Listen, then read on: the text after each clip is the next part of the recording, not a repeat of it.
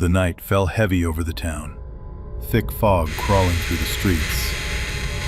Inside his small living room, Tom Harper sat before an old radio, its faint amber glow the only light left in the dark. For weeks, the static was just noise, but tonight, a voice whispered his name. Tom, beware. It's coming. The signal wasn't random. It was a warning, and a doorway to something that should never have answered back. The hollow radio follows Tom Harper, a grieving man who begins hearing his late wife's voice whispering through the static of an old radio. At first it feels like hope, but the messages grow darker, warning of something coming. Drawn deeper into forbidden frequencies, Tom uncovers the town's hidden tragedies and a sinister force feeding on sorrow. The more he listens, the stronger the presence becomes, twisting his grief into terror. Is Claire truly calling from beyond, or is it a trap? A chilling tale of loss, obsession, and the deadly cost of listening too closely. The night had settled over the town like a thick, suffocating blanket. In his small, cluttered living room, Tom Harper sat hunched over an old, battered radio, the only source of light a dim amber glow from its dials. The air was heavy and still, save for the low hum of the device that seemed to pulse with a life of its own. Outside, the world was swallowed by darkness and fog, the street lamps casting trembling shadows that merged with the creeping silence. Tom's fingers trembled as they moved over the radio's controls, adjusting the frequency in a desperate attempt to find anything that might break through the endless static. Weeks had passed since Claire's death, and the emptiness she left behind weighed on Tom like a relentless tide. The house felt hollow, every corner whispering memories that stabbed at his heart. He had become a ghost himself, wandering through the rooms, talking to shadows, searching for a connection that no longer existed.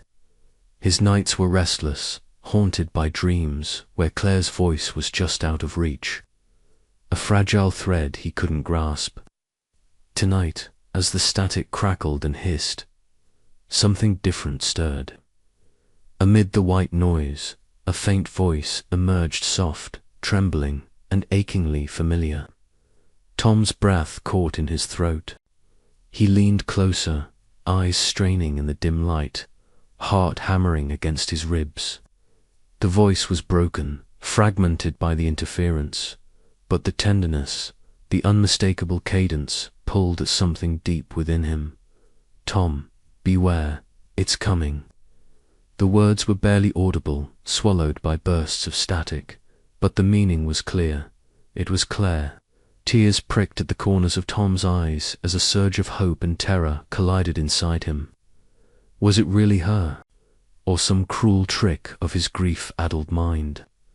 The voice faded as quickly as it had come, leaving behind only the relentless crackle of the radio. Unable to tear himself away, Tom adjusted the dial again, chasing the elusive sound. The voices tangled together whispers, laments, and warnings from other unseen presences, layered beneath the static like a chorus of lost souls. The weight of their sorrow pressed against his chest, each fragment a reminder of the fragile boundary between life and death. In the silence of the room, the radio's glow reflected in the window pane, casting Tom's pale, drawn face back at him like a spectre. The room felt colder now, as if the very air had thickened with unseen presence. The voices seemed to reach out, threading through the static to touch the raw wound of his heart. As the night deepened, Tom sat motionless, caught between despair and a desperate hope. Claire's fragmented warning echoed in his mind, a chilling promise that something dark was coming, something that threatened to shatter the fragile veil between worlds. The radio, once a relic of his past life as a technician, had become a conduit to the unknown, drawing him into shadows that stretched far beyond the boundaries of the living. He knew, with a certainty that was both terrifying and resolute, that his life had changed forever. The static whispers were no accident. They were a call, a summons to confront the grief and darkness that lurked beneath the surface of the townland within himself. Tom's fingers tightened around the radio's cold casing, the words of Claire's warning burning in his thoughts. He would listen, he would seek answers, and whatever came next, he would not turn away. The night outside stretched on, silent but for the crackling voices that haunted the airwaves, pulling Tom deeper into the mystery and into the heart of his own sorrow. And so the first threads of a terrifying journey wove themselves in the dark, where grief met the unknown, and the static whispered secrets that threatened to unravel everything Tom held dear. But as the radio fell silent again, the question lingered, heavy and unresolved. Was it truly Claire's voice he had heard, or something far more sinister?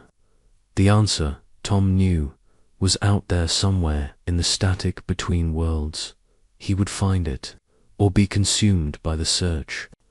The frequencies hummed louder than ever now, a chaotic storm of static and fragmented voices that seemed to claw at the edges of sanity. In the dim corners of his living room, Tom Harper sat surrounded by his arsenal of radios, each one a portal to the spectral voices that haunted the town. His fingers trembled as he adjusted the dials, desperate to isolate the faintest whisper of Claire's voice among the growing cacophony. The air was thick with a suffocating tension, as if the very atmosphere had been charged with unseen electricity. Outside, the town was unraveling. Reports flooded in neighbors hearing faint cries and warnings through their radios. Strangers crossing the streets with haunted eyes, whispers spreading like wildfire in the cold night air. The collective paranoia was palpable. At the heart of it all, Tom felt the crushing weight of his obsession pressing down on him, threatening to consume the fragile threads that still connected him to the living. Eli Jacobs, once a dismissive voice on the local airwaves, had undergone a profound transformation. The skeptical glint in his eyes had been replaced by a resolute intensity. At the radio station, Eli meticulously flipped switches and scrutinized equipment, his every movement betraying a man preparing for battle against an enemy unseen but deeply felt. His voice, once light and mocking, now carried a steady reassurance as he worked alongside Tom to decipher the maddening transmissions. "It's like the static itself is alive," Eli remarked one evening, eyes fixed on the oscillating waves on the screen. "It's feeding off the fear, the grief.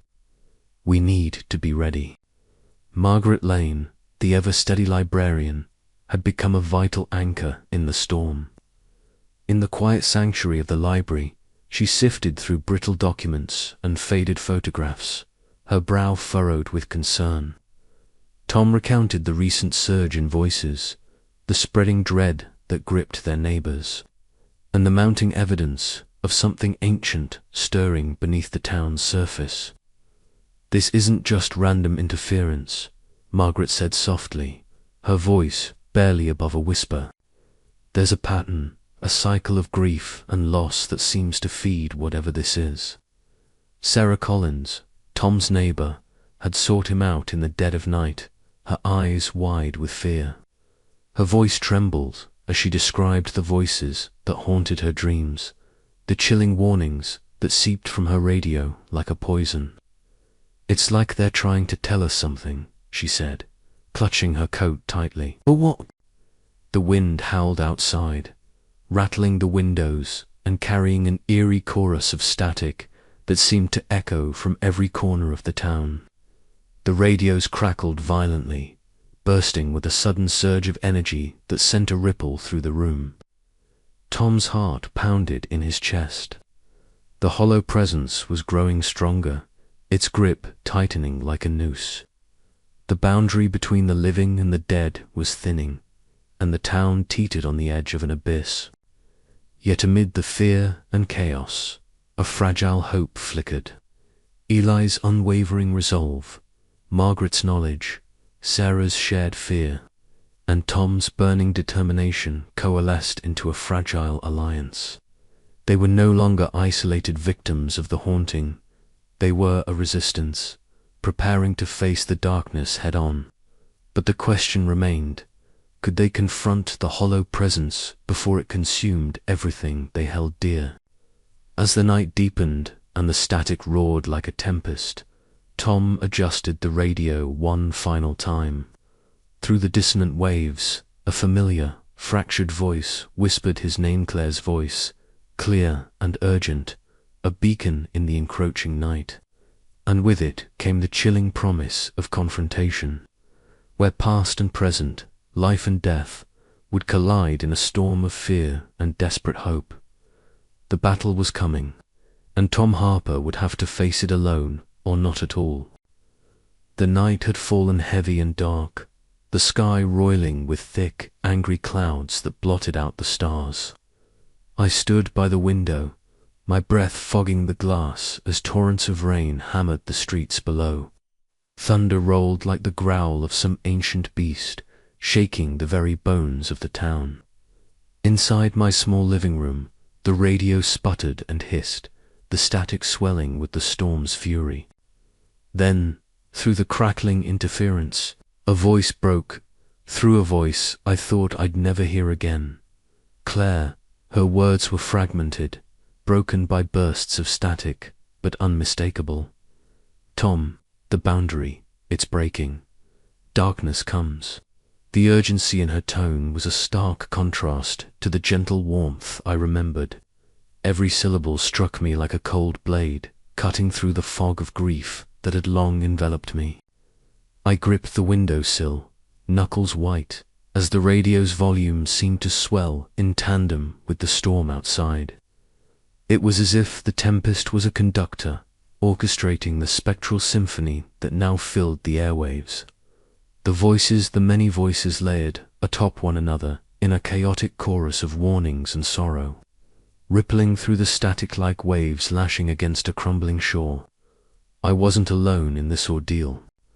Earlier that evening, I had met with Margaret Lane in her cluttered study, the faint glow of a single lamp casting long shadows over piles of dusty books and yellowed papers. Between us lay the old diary, its fragile pages filled with hurried, trembling script that told stories of past tragedies eerily similar to our own. Each entry was a thread weaving into the tapestry of the town's dark history: disappearances, madness, grief feeding an unseen force. Margaret's calm demeanor belied the storm brewing in her eyes. "This isn't just coincidence," she said softly, tracing a finger along a passage.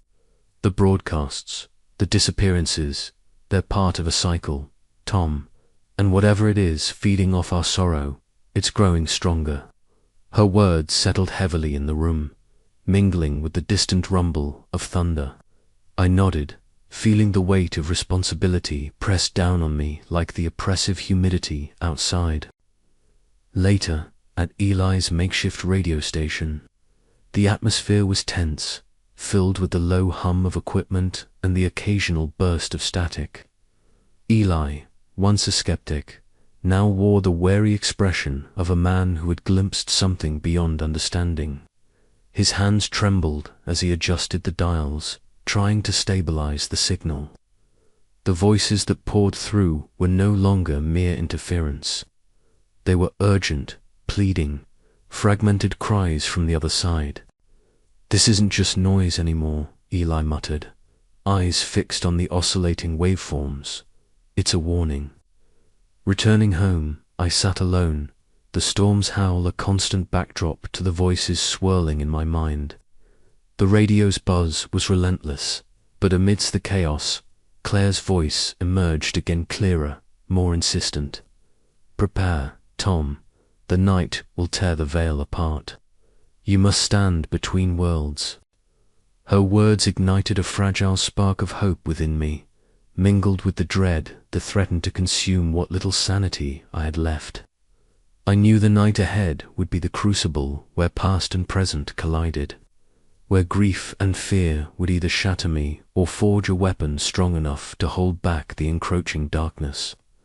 I took a deep breath, steeling myself against the storm's fury and the unseen force that prowled just beyond the veil. Tonight I would face the hollow presence, no longer as a broken man haunted by memories, but as a guardian standing at the fragile boundary between life and death. Outside, the rain intensified, drumming a relentless rhythm against the roof.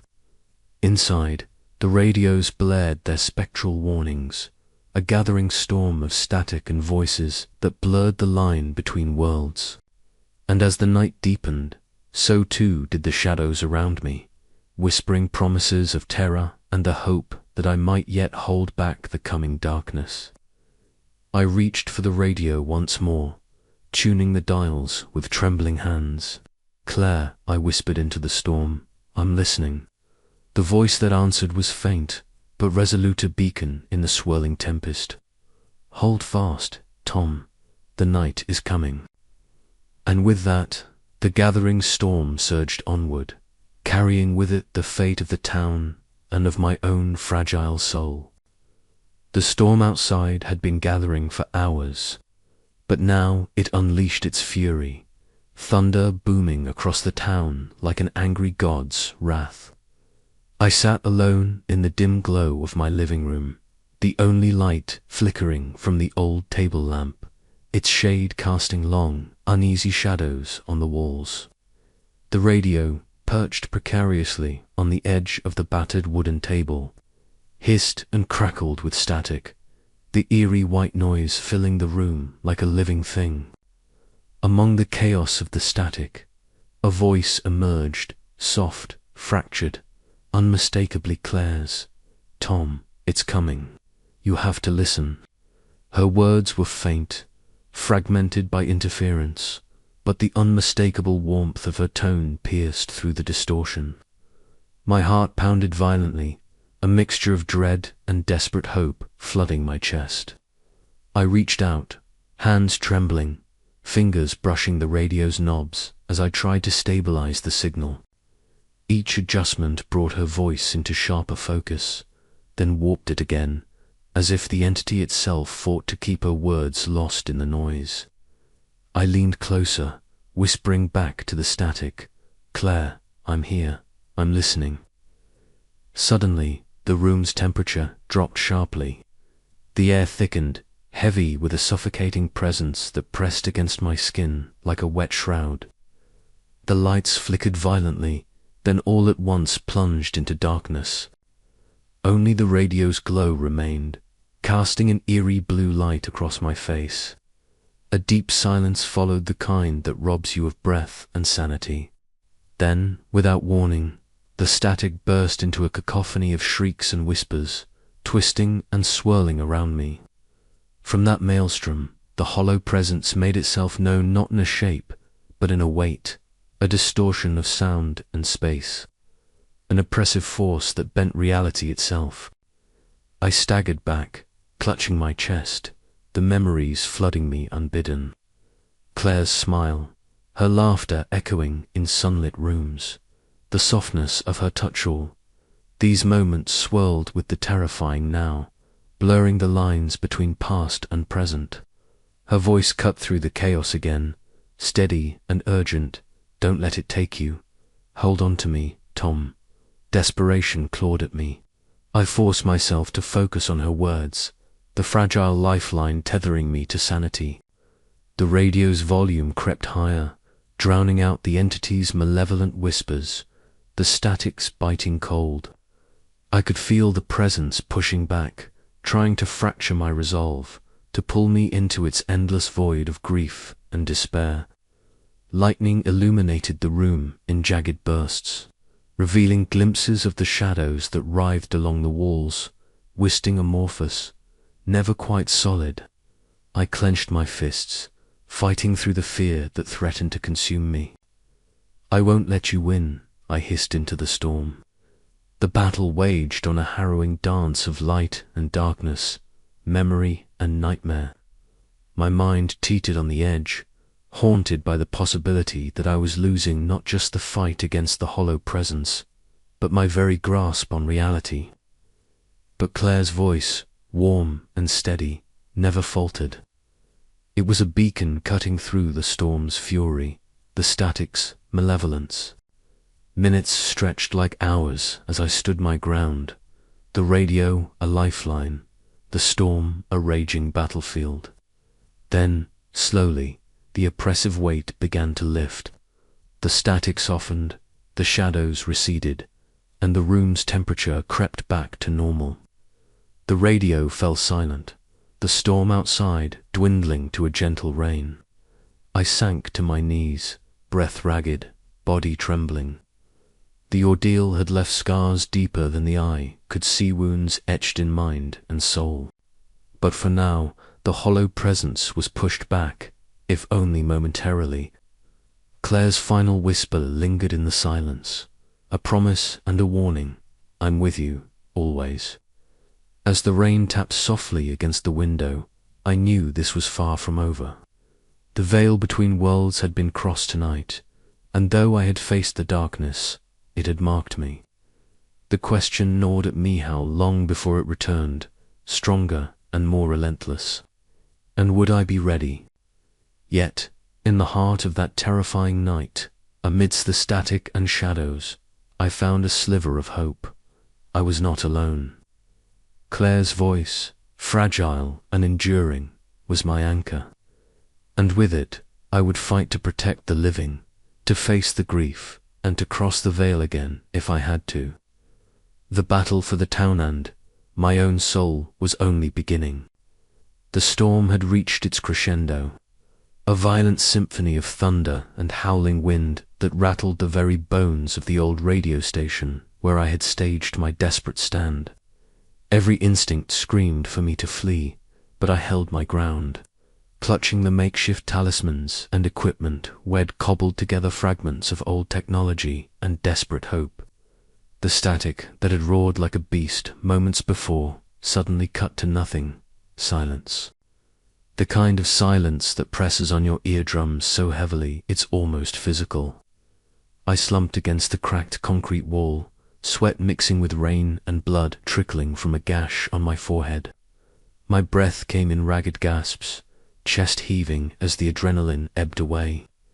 For the first time in months, the oppressive presence that had haunted Mether, formless shadow that twisted memories, and clawed at my sanity, felt like it had receded. Yet the silence was unnatural, as if the world itself held its breath. Back home, the radios were dead. No static hiss, no distant voices, no faint echo of Claire's fractured warnings. I sat in the dim light of the living room, surrounded by the silent machines, their dials frozen like tombstones, marking the boundary of a world I'd barely survived crossing. My hands trembled as I reached out to each, coaxing them as if willing them to speak.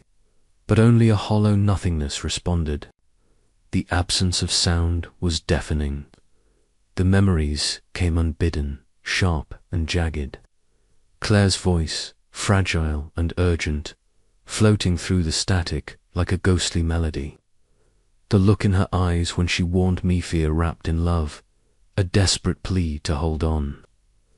I closed my eyes and tried to hold on to that moment, but the silence seemed to swallow it whole. A soft knock at the door startled me.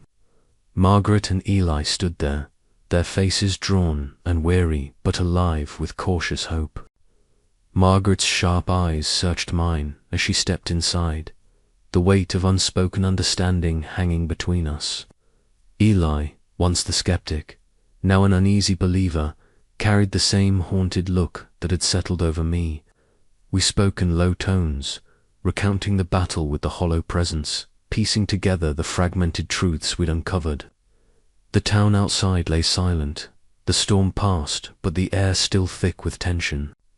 It was as if the world itself waited for the next move, the next ripple in a pond still trembling from a stone's throw. Night deepened, and I found myself alone once more, staring out the window into the darkness beyond. The silence pressed in around me, and for a fleeting moment the shadows seemed to pulse, alive with a presence I couldn't see but could feel. I shivered. The memory of Claire's voice whispering just beyond reach, a haunting refrain that promised this was not the end. Had I truly pushed the hollow presence back, or had I merely silenced its voice for a time? The question gnawed at the edges of my mind as exhaustion claimed me, dragging me into a restless sleep haunted by echoes of static and shadow.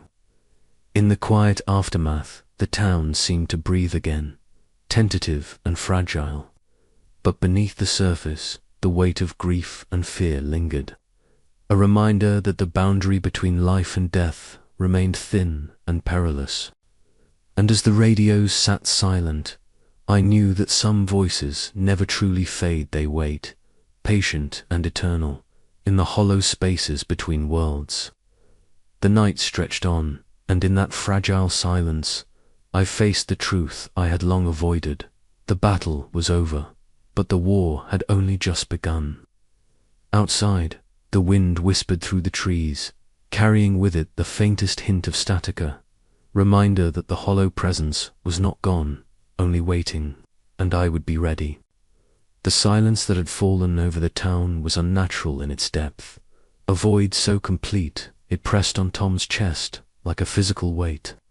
The radios, once alive with static and spectral voices, now sat mute, their dials frozen in stillness.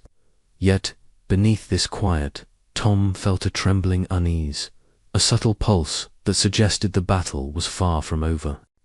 He found himself standing before the familiar door of the town's library, its wooden frame weathered but sturdy, a beacon of knowledge and refuge. Margaret Lane greeted him with a nod, her sharp eyes reflecting the same cautious hope that Tom carried. Inside, the air was thick with the scent of aged paper and dust, the quiet only broken by the steady ticking of an old clock mounted on the far wall. "It's too quiet," Tom whispered, his voice barely more than a breath, almost like the calm before a storm. Margaret nodded slowly, pulling a worn volume from the shelf. "The silence isn't peace. It's waiting. The entity, whatever it truly is, has withdrawn, but its shadow lingers." They pored over the town's archives, seeking patterns and clues that might explain the hollow presence's sudden retreat and its persistent influence. Each record revealed stories of grief, loss, and strange disturbances echoing through the decades, stories that now felt eerily connected to the recent events. Later, Tom visited Eli Jacobs in his cluttered radio studio. A faint, almost imperceptible crackle of static filled the room despite the radio's official silence. Eli's hands trembled slightly as he adjusted the dials, eyes scanning the screens for any sign of the entity's return. "I thought it was over," Eli murmured, voice tense. "But this feels like a warning." Tom stood silently beside him, listening. The static was faint but persistent, like a whisper just beyond hearing. Days passed, and Tom found himself wandering the town's empty streets at dusk, the fading light casting long shadows that seemed to stretch and shift with a life of their own. The cold wind carried faint echo-soft murmurs tangled with the rustling of dead leaves. He paused beneath a weathered sign, its creak slicing through the oppressive quiet, a reminder that the town was still alive, still vulnerable. In the small cafe where they had first shared coffee in the early days of his investigation, Tom, Margaret, and Eli met again. Voices were low, laden with the weight of what they knew and feared. "We need to be ready," Margaret said firmly. "The hollow presence feeds on grief and fear. If we can break that cycle, maybe we can weaken it." Tom nodded, the sorrow in his eyes tempered by a flicker of resolve. I don't want to lose anyone else. Not to this, whatever it is. Eli added, the radios might be quiet now, but the airwaves never truly sleep. We'll listen, always.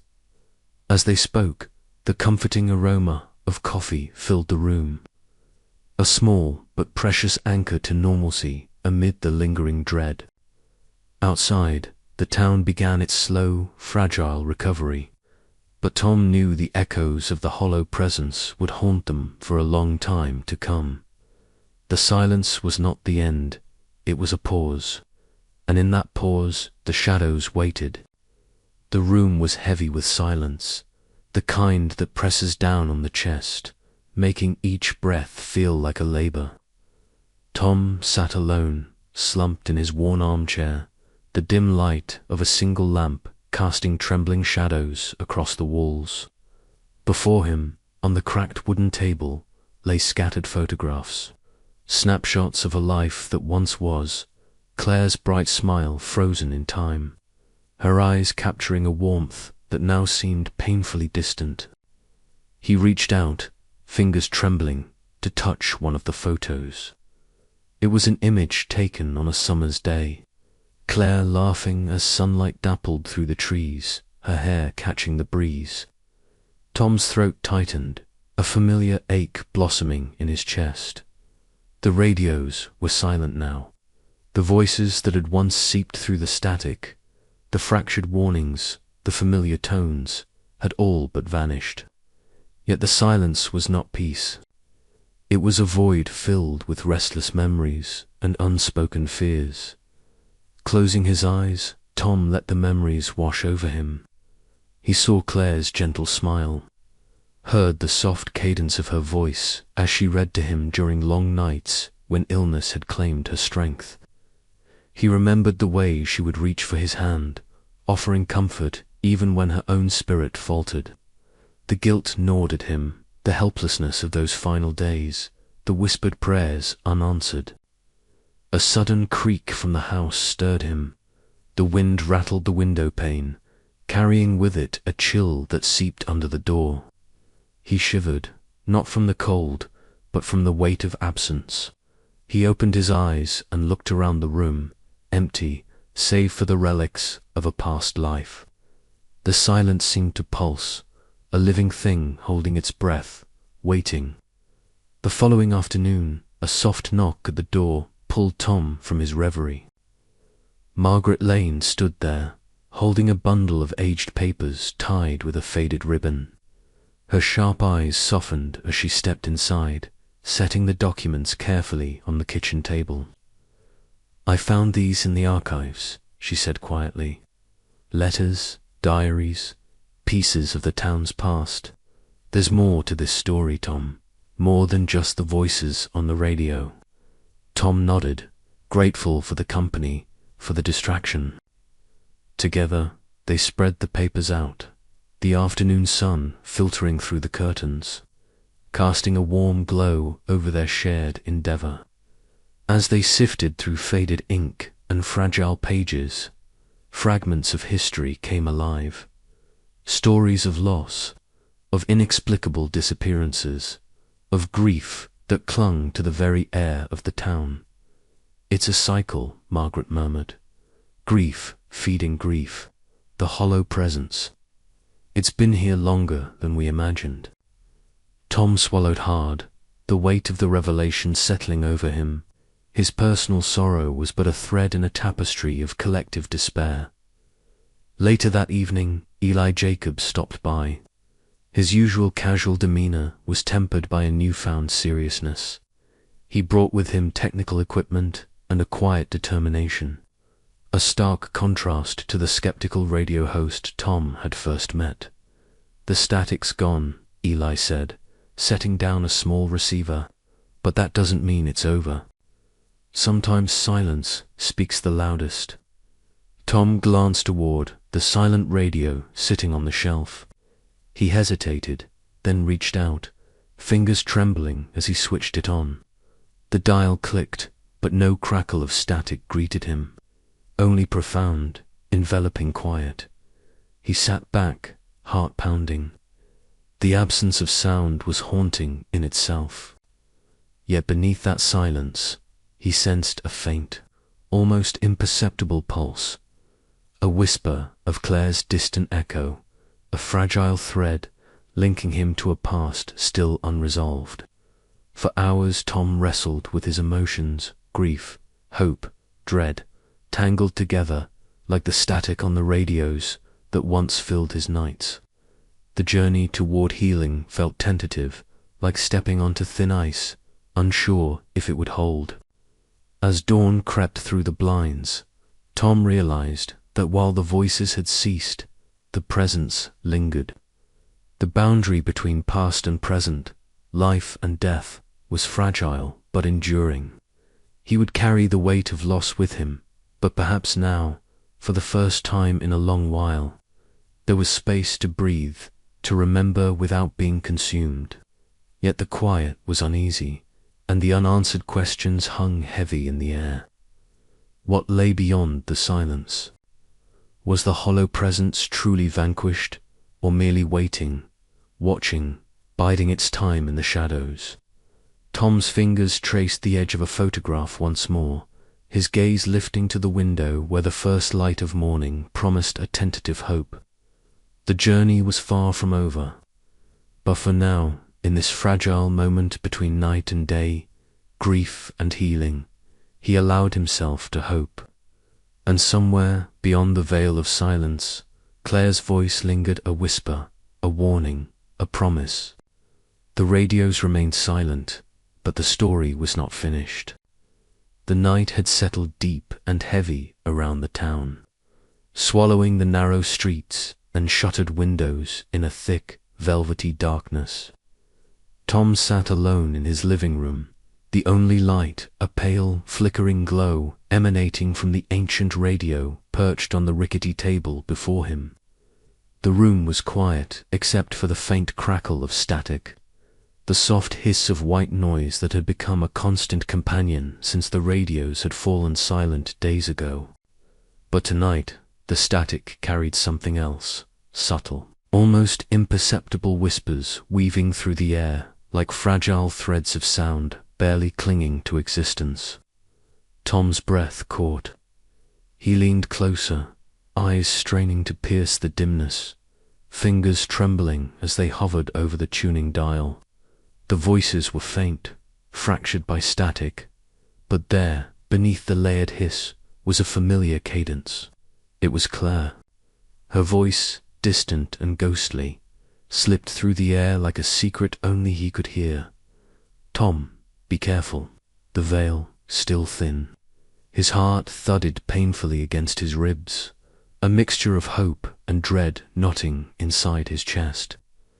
For months, ever since the radio broadcasts had first begun, Tom had clung to the voices, the spectral warnings that had pulled him from numb grief into a desperate, obsessive quest.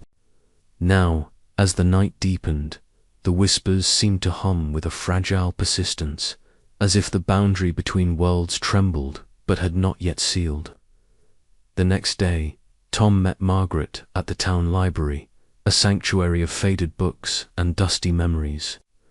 The room smelled of old paper and quiet determination. Together, they sifted through brittle records and yellowed newspapers, searching for any clue that might explain the lingering echoes. As Tom placed his portable radio on the wooden table, a soft, trembling static filled the space, threading itself through the hushed rustle of pages turning. Margaret glanced up, her sharp eyes narrowing thoughtfully. "It's like the town itself is holding its breath," she said softly.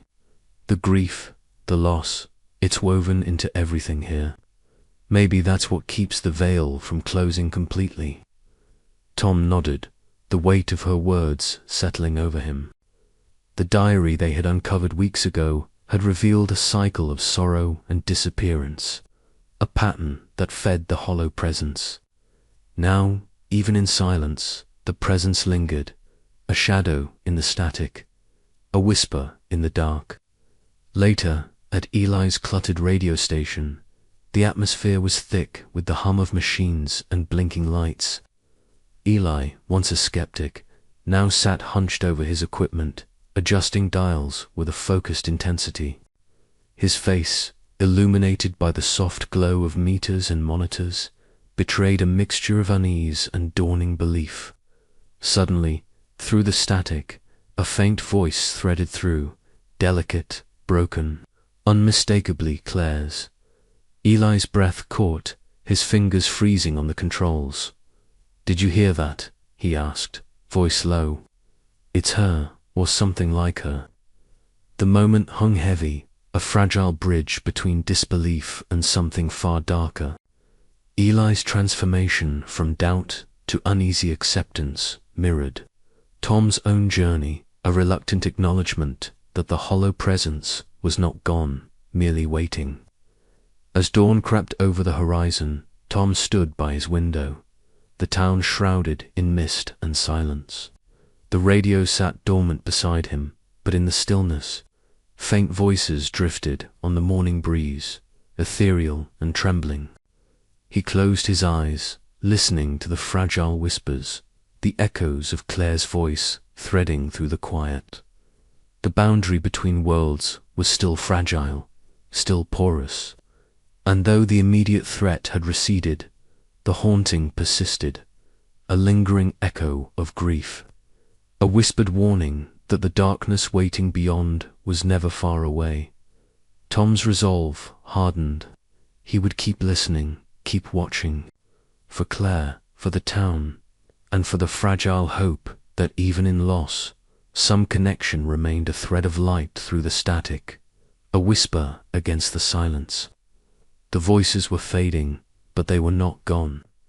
The hollow presence still stirred, and Tom knew the battle was far from over. He reached out, fingers brushing the radio's cold surface, and whispered into the quiet, "I'm still here." Outside, the mist shifted, carrying a faint, almost imperceptible reply. The night was not silent. Not yet. The dim light of the library's basement flickered uncertainly, casting long, wavering shadows that seemed to dance with the whispers of the past. Dust motes floated lazily in the stale air, disturbed only by the soft rustling of old pages being turned.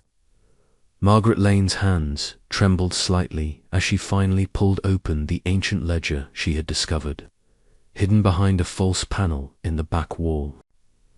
The book's leather cover was cracked and faded, the spine worn thin from decades, perhaps centuries of neglect. Tom stood close behind her, his breath shallow, his heart pounding with a mixture of dread and desperate hope. The scent of old paper and mildew filled his nostrils, a sensory reminder of how deeply buried the town's darkest secrets had become. He leaned in, squinting to catch the faded ink and looping script, trying to decipher the archaic handwriting that chronicled events long forgotten. This isn't just a record of events," Margaret murmured, her voice barely above a whisper. "It's a ledger of sacrifices, rituals, and warnings. The town's founders, some of them, anyway, were aware of the darkness lurking beneath the surface. They tried to contain it, to keep it from spilling into our world, but their attempts failed." Tom swallowed hard, the weight of her words pressing down on him like a physical force. Failed how? Margaret traced a finger along the page, stopping at a passage that described a clandestine society known only as the Keepers. They had attempted to harness the collective grief of the townspeople, believing that by channeling sorrow and loss into ritual, they could seal away the malevolent force that now haunted their radios. But instead of banishing the darkness, their efforts had only fed it, strengthening the hollow presence that had slipped through the cracks between life and death. "It's a cycle," she said, her eyes meeting Tom's. "Every death, every moment of grief, every unanswered plight gives the hollow presence more power. And the more powerful it becomes, the harder it is to resist." Tom felt a cold shiver ripple down his spine, the pieces of the puzzle clicking together with a terrifying clarity. The entity wasn't just some random supernatural force. It was a living, growing manifestation of the town's pain and sorrow, an ancient predator awakened and nourished by human anguish. As Margaret continued to read, the storm outside began to grow. Thunder rolling softly in the distance, and a chill creeping through the basement's cracked walls. The flickering light above them struggled against the gathering darkness, as if the very air was charged with an ominous energy. "We've been fighting a losing battle," Tom whispered, his voice thick with emotion. "But now that we know the truth, maybe we can find a way to break the cycle." Margaret nodded slowly, closing the ledger with a decisive snap. "It won't be easy. The history is full of failed attempts, and each time the hollow presence grows stronger. But understanding its nature is the first step." Later, as the sun dipped below the horizon, painting the sky with bruised shades of orange and purple, Tom and Margaret found themselves standing in the fading light of the old town square. The bare branches of the trees stretched out like skeletal hands against the darkening sky, and the silence between them was heavy with the weight of their discovery. "The hollow presence feeds on grief," Margaret said softly, her breath visible in the cooling air. "That means if we can find a way to heal, to let go, we might starve it. But how?" Tom asked, his voice cracking. "How do you make a town forget its pain?" "You don't," she replied. "You face it. You confront the sorrow, the fear, the loss together. Otherwise, it will keep coming back." Tom's gaze drifted to the quiet streets, the homes dark and still, as if holding their breath. The radios were silent now, but the absence of sound was no comfort. He knew the peace was fragile, a temporary lull in a storm that was far from over. Back in Margaret's study, the room was cluttered with notes, newspaper clippings, and the ledger now resting unopened on the desk. The faint hum of the town settled outside the window, the quiet punctuated only by the distant call of a night bird. Tom stared out at the streetlights, their halos blurred by a thin mist rising from the ground. The radio sat silent on the desk, its dials frozen, its speaker mute. Yet Tom felt the restless echo of voices in the stillness, the faintest trace of Claire's voice lingering at the edge of hearing. The knowledge they had uncovered both comforted and terrified him. The battle was no longer just about saving himself or his town, it was about breaking a cycle that had bound generations in sorrow and darkness. As the night deepened, Tom's thoughts spiraled through memories and possibilities, fears and hopes. The weight of the town's secrets settled on his shoulders, heavy but not unbearable. He was no longer alone in this fight. Margaret's calm presence, her fierce determination, gave him a sliver of light in the encroaching shadows. But the question remained, how to confront a force that thrived on grief itself. How to sever the tether that bound the living to the dead, to the hollow presence and its insatiable hunger. Tom's fingers brushed the edge of the radio, cold and still. Somewhere beyond the veil, he imagined Claire's voice calling to him, urging him onward. The road ahead was uncertain and perilous, but he had to walk it, for her, for the town, for himself. And as the first drops of rain began to patter against the window pane, the silence held its breath, waiting for the next move in a game that had been played for far too long. The secret was out. Now the real fight could begin. The shadows had begun to seep into my waking hours, no longer content to lurk at the edges of night. They whispered, stretched, and twisted in ways that made the familiar world feel perilously strange. I would sit in the quiet of my living room, the old radio crackling with its usual static, and feel the air thick and thick with some unseen presence that bent light and sound around it. It was as if the very fabric of reality had loosened, and in the gaps, The hollow presence prowled. I could no longer tell when I was truly alone. The lines between memory and hallucination blurred. Sometimes I saw Claire's face in the flickering shadows cast by street lamps, her soft smile both a balm and a torment. Other times, her voice came through the radio, fractured and distant, calling my name with a tenderness that shattered my resolve. Each morning, I woke to a world that felt less real, the colors muted, sounds muffled as if filtered through a veil. The townsfolk seemed to notice the change, too. Margaret, ever the steady anchor, met me in the library one overcast afternoon. Her sharp eyes softened with concern as I recounted the growing disturbances in my perception. The historical records we pored over took on new weight. Each tragedy, each disappearance, a thread in the tapestry of sorrow that fed the entity lurking in our midst. "Tom," Margaret said quietly, "you're carrying more than just grief. This entity, whatever it is, it feeds on the cracks in our reality. We have to find a way to seal those cracks before it consumes more of us." Eli, once a skeptic, had become an uneasy believer. His technical expertise was invaluable, but even he admitted the limits of science in explaining the phenomena. The radios sometimes emitted bursts of static that defied explanation, voices layering over each other in a cacophony of despair and warning. One evening, walking home beneath a bruised sky, the streetlights flickered and the shadows lengthened unnaturally.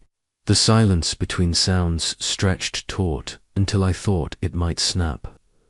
A faint chorus of voices drifted on the wind, indistinct but unmistakably human. I quickened my pace, the sense of being watched prickling my skin. Back inside, the radio crackled to life without warning. Claire's voice emerged from the static, a fragile thread of sound that wove through the chaos. "Tom," she whispered, "the veil thins. Beware the shadows that hunger." A cold breath from the darkness brushed my neck.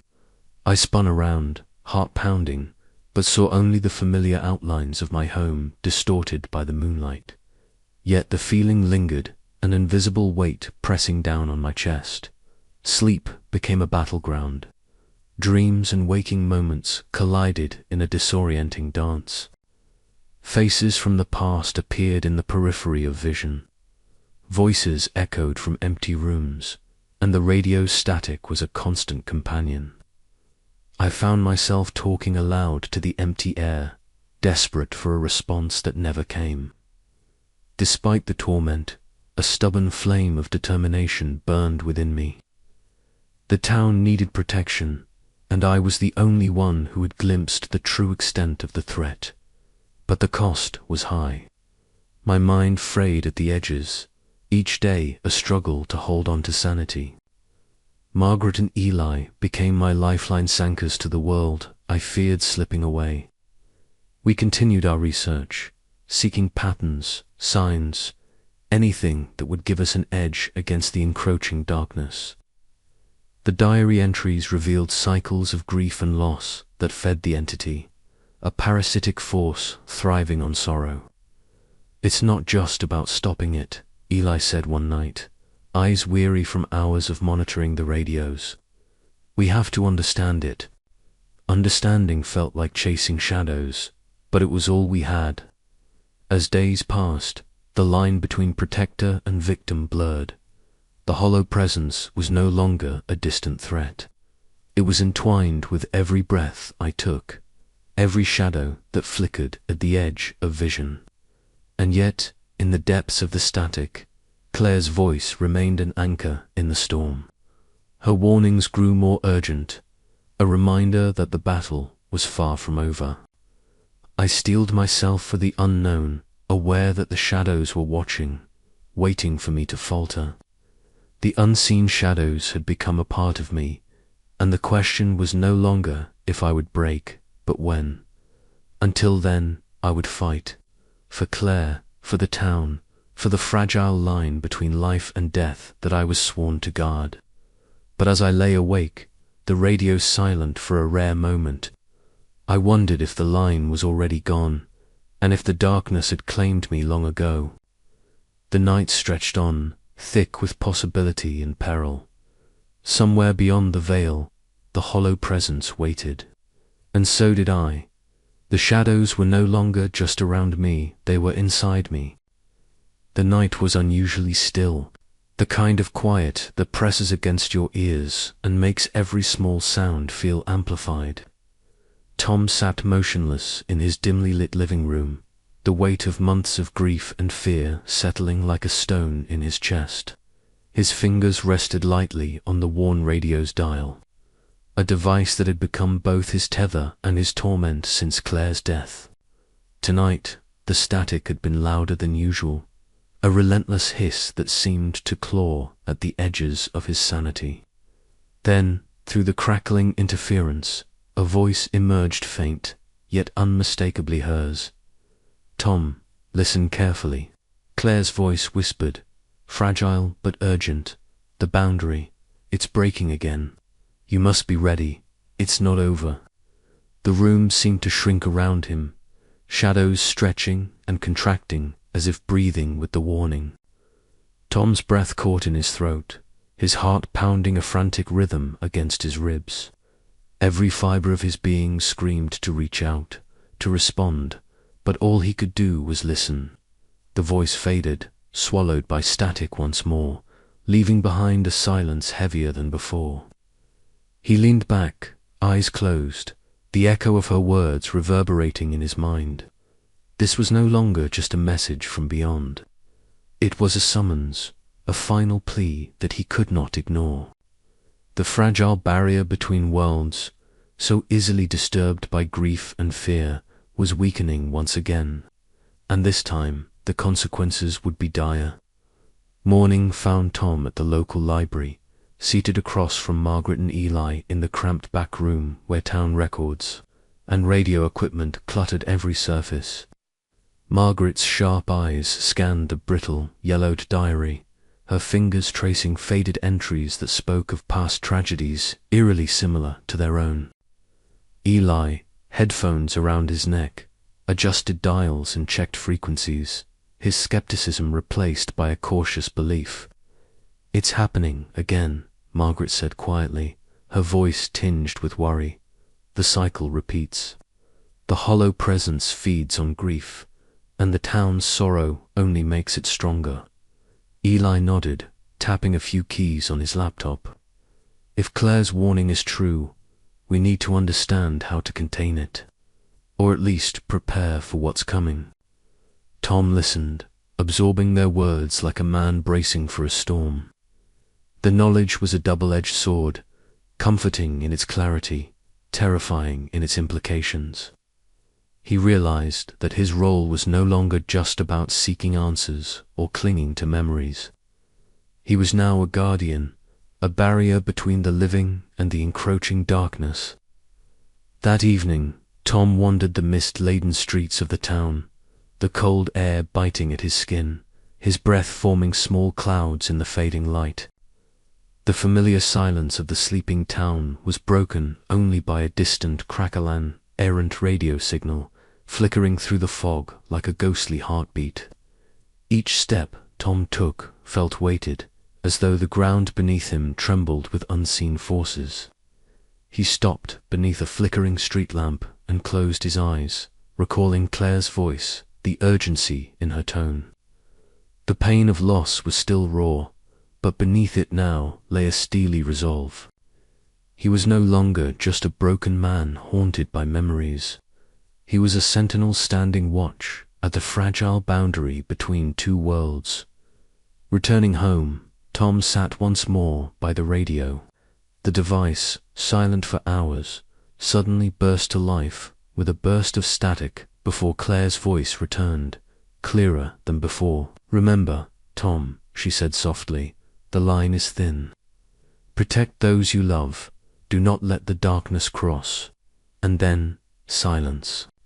The radio fell into an oppressive quiet, leaving Tom alone with the weight of the moment. The room felt colder, the shadows deeper. Yet within him burned a cautious hope, a determination forged from grief and love. The fight was far from over. As he stared into the darkness, Tom knew this was only the beginning of a new chapter, one where he must confront not only the hollow presence, but also the depths of his own fear and sorrow. The final warning had been given, and he was ready to face whatever came next. The radios may be silent now, but the echoes of the past and the promise of the future hummed quietly beneath the surface, waiting for the moment they would rise again. The boundary was fragile, but Tom Harper was no longer a man broken by loss. He was a guardian standing watch alone, haunted but unyielding, and the night held its breath. The static was a constant companion now, a low, unyielding hum that filled the corners of my small living room like a second heartbeat. It was always there, a murmur beneath the silence, a reminder of the voices that danced just beyond reach. Every evening after work, I sank into the worn armchair by the window. The radio perched precariously on the side table, its antenna stretched out like a fragile limb seeking connection. It was during one of these restless nights that I first heard it, clearly not just the indecipherable crackle or the fleeting fragments of speech, but Claire's voice, faint, fragmented by static, but unmistakably hers. The words were broken, a warning whispered through the haze, but they stirred something inside me that I hadn't felt since her passing, a desperate hope. I clung to those fleeting moments as if they were lifelines thrown across the vast gulf of loss. But with hope came an unbearable ache. Memories flooded, in unbidden Claire's laughter echoing down our sunlit hallway. The soft brush of her hand against my cheek, the way her eyes sparkled when she was caught in a moment of joy. Those moments were sharp and cruel in their absence, cutting through the fog of grief with their vividness. I found myself reaching out to the empty air, talking into the silence as if she might answer. The obsession took hold swiftly. Each day I fiddled with the radio dials, chasing the ghostly echoes that might carry her voice. My nights were restless, filled with the low drone of static and the half-heard warnings that sent shivers down my spine. The town itself seemed to hum with the same restless energy, whispers of loss and longing woven into the fabric of its streets. It was Margaret Lane who first brought a semblance of grounding to my unraveling world. The local librarian, sharp-eyed and calm, she listened with a mixture of skepticism and compassion when I confessed what I'd been hearing. At first, she dismissed my tales as grief-stricken fantasies, but the earnestness in my voice, the desperation that clung to every word, softened her resolve. Together, we began to sift through the town's history, poring over yellowed newspapers and brittle records that smelled of dust and forgotten time. The silence in the library was profound, broken only by the soft rustle of pages and the distant ticking of an old clock. Each discovery seemed to peel back another layer of the town's hidden wounds, tragedies buried beneath the surface. Unexplained disappearances, whispers of strange occurrences tied to the very phenomenon that now consumed me. Margaret's presence was a strange comfort, a tether to reality as my own mind threatened to slip into the void. She was patient, asking the right questions, challenging my assumptions without dismissing the truth I clung to. Her skepticism was a bomb and a challenge. It forced me to confront the possibility that I was not alone in this other lives. Other stories were interwoven with mine in a tapestry of grief and fear. One afternoon, as the sun dipped low, casting long shadows through the stained glass windows of the library, I shared with Margaret the fractured voices I'd heard, the warnings, the pleas, Claire's voice cutting through the static with an urgency that made my heart pound. Her eyes softened, a mixture of concern and dawning belief reflecting back at me. She reached out, placing a gentle hand on my arm, grounding me in a moment suspended between doubt and hope. The more we uncovered, the more I felt the weight of the town's collective sorrow pressing down like a storm cloud ready to burst. The radios weren't just picking up random interference, they were resonating with something far darker, something ancient awakened by the grief that hung heavy in the air. At times, the line between memory and reality blurred. I would catch myself staring into the empty room, hearing Claire's laughter ripple through the silence or feeling the brush of her hand on my skin. Those moments were both a balm and a torment, reminding me of what was lost and what might still be reached. As night settled over the town, the static on the radio grew louder, more insistent. I adjusted the dial again, hands trembling, straining to catch another glimpse of the past, another whisper of a voice that refused to be silenced. The room seemed to close in around me, filled with the ghosts of memories and the haunting promise of warnings yet to come. With Margaret by my side, I felt a fragile hope flicker amidst the darkness. But the shadows were lengthening, and the voices fractured, urgent, warned of a darkness approaching, one that would test the fragile boundaries of our world and my own resolve. The radios were not just a window to the past. They were a doorway to something far more sinister, and I was caught on the threshold, desperate to protect what little light remained. The night deepened, and with it, the whispers grew louder. I sat alone, the glow of the radio flickering like a beacon in the dark, waiting for the next message from beyond the veil. Whatever lay ahead, I knew I could not turn away. Claire's voice was my anchor, and through the static, I would listen no matter the cost. The echoes of loss were all around me, but so too was a fragile thread of hope. And in that precarious balance lay the story of a town haunted, a man broken and searching, and a warning that would not be ignored. The old radio sat in the corner of the living room, its wooden casing dulled by years of neglect, the dial glowing faintly in the shadows. Tom Harper had not paid it much mind since Claire's passing 6 months ago. It had become little more than a relic, a background fixture in the hollow silence that filled the house. But that night, the static that usually accompanied his restless nights took on a different quality. He was drawn to it, his fingers twitching with an urgency he could neither understand nor resist. The air hummed with an uneasy energy as he turned the dial slowly, the needle jittering erratically across the frequency band. At first, there was nothing but the familiar hiss and crackle of white noise, a sound that had become strangely comforting in its constancy. But then, beneath the static, a voice emerged, a voice so faint it might have been imagined, yet unmistakable in its timbre. "Tom," it whispered, fragile as a breath, yet piercing the stillness like a shard of glass. His heart seized, breath caught in his throat. The voice was hers, Claire, closer than memory, yet fractured as if carried through a veil of static and distance. "They're coming. You must be ready." He froze, every rational thought fleeing in the wake of that tender, haunting sound. His hands trembled as he reached to adjust the dial, desperate to clear the interference, to hear her more clearly. But the voice slipped away, swallowed once more by the crackling abyss. Questions flooded his mind. Was it grief, a cruel trick conjured by his longing? Or something else, something beyond the veil that separated life from death?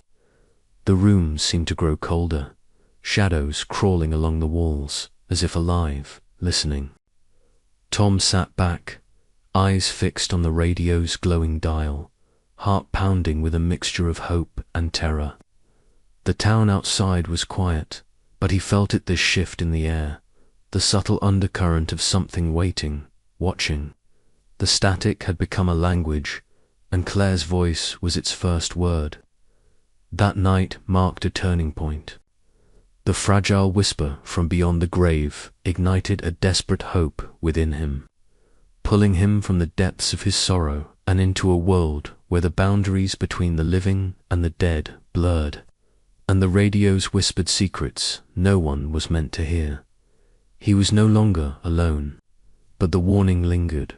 They were coming, and he had no idea what it meant.